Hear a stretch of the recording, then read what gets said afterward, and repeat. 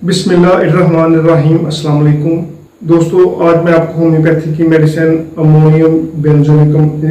के बारे में इंफॉर्मेशन दूंगा। इस वीडियो में मैं आपको बताऊंगा कि होम्योपैथी की ये मेडिसिन अमोनियम बेंजोनिकम, इससे हम कौन कौन सी डिजीज़ में इस्तेमाल कर सकते हैं, इसके अलावा इसका मोड ऑफ एक्शन क्या है और ये किन लोगों के लिए बेहतरीन मेडिसिन है। ये तमाम इंफॉर्मेशन मैं आपको इस वीडियो में बताऊँगा, तो मेरी अब सबसे गुजारिश है कि वीडियो को एंड तक लाजमी देखें। डॉक्टर उमर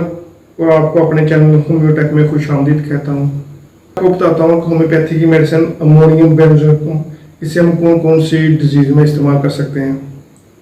तो क्रोनिक जो है ना यूरिक एसिड का इशू हो, उसमें इस मेडिसिन के बहुत ही अच्छे रिजल्ट जो है ना वो देखने में आते हैं।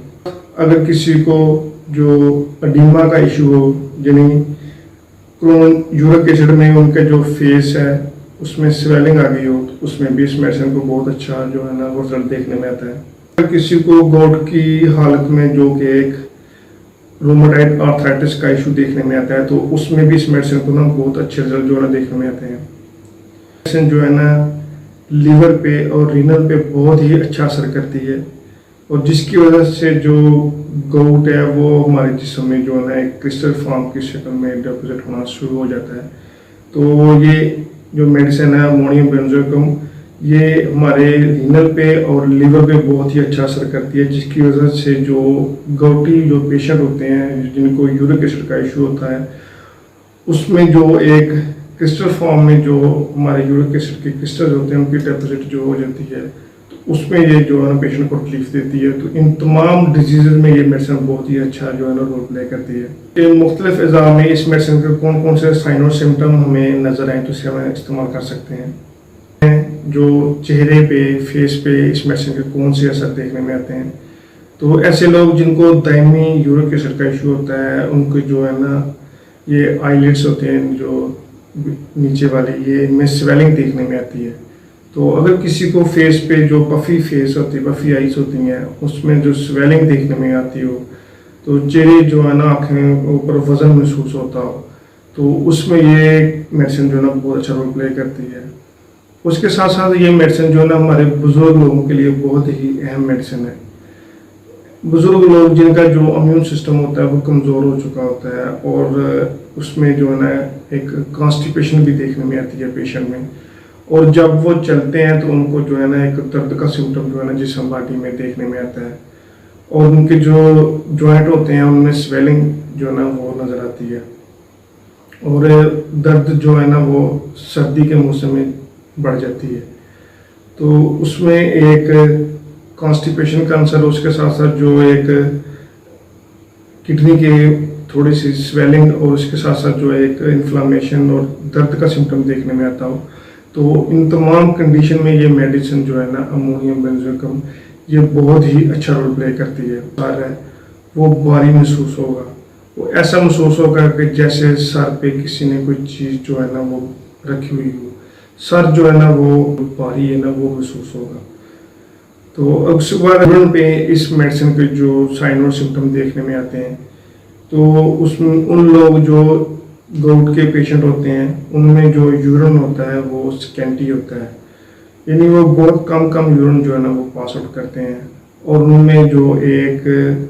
थिकनेस जो है ना वो डिपॉजिट होती है, यानी जो यूरिन होता है एक तो स्कैंटी होता है और एक गदला होता है,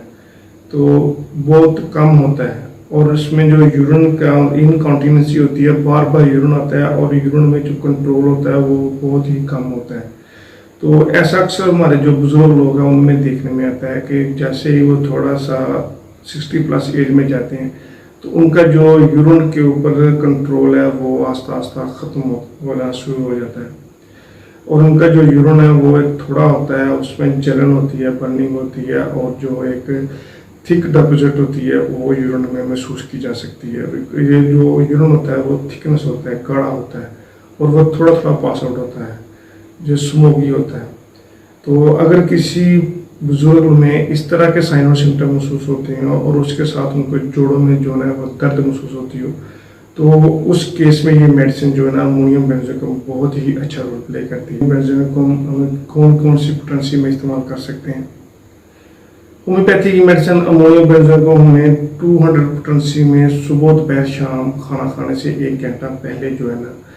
3 ड्रॉप जो है ना वो इस्तेमाल करना चाहिए। होम्योपैथी की मेडिसिन अमोनियम बेंजोइक को हमें एडिमा में इस्तेमाल कर सकते हैं। उसके अलावा अगर किसी को क्रोनिक गाउट के पेशेंट हैं, यानी उनके जो यूरिक एसिड के क्रिस्टल्स है वो जॉइंट में क्रिस्टल्स की फॉर्म में जो है ना वो डेपोजिट हो गए हो, उसमें जो चलने में पेशेंट को जो है ना एक तकलीफ आती हो, और उसमें जो एक लिवर और किडनी में स्वेलिंग देखने में आती है, हल्का सा जो दर्द है वो महसूस होता हो, और उसके साथ साथ जो यूरिन है वो स्कैंटी हो गया हो और उसमें जो है ना एक थिकनेस जो है ना वो महसूस होती हो और यूरिन गदला महसूस होता हो, तो इस कंडीशन में जो होम्योपैथी की मेडिसिन अमोनियम बेंजोइक का बहुत ही अहम रोल जो है ना देखने में आता है। तो ये थी होम्योपैथी की मेडिसिन अमोनियम बेंजोइक। मैं उम्मीद करता हूँ कि आपको ये वीडियो बहुत पसंद आई होगी। तो अगर किसी की कोई क्वेरी है तो वो नीचे मेरे